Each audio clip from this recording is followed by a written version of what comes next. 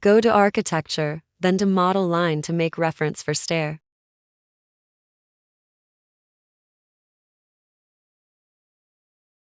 Let's make semicircular stairs.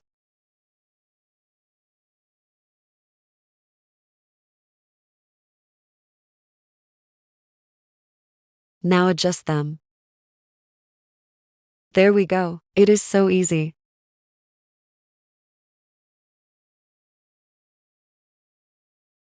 Let's make L-shaped stairs.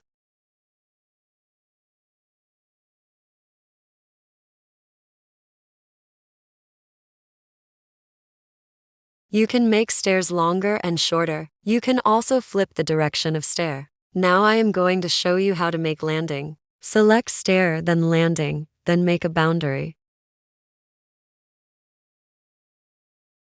Click on tick. There you go. Now make straights, stairs. Flip the direction and adjust it. Let's make round stairs. Thank you for watching.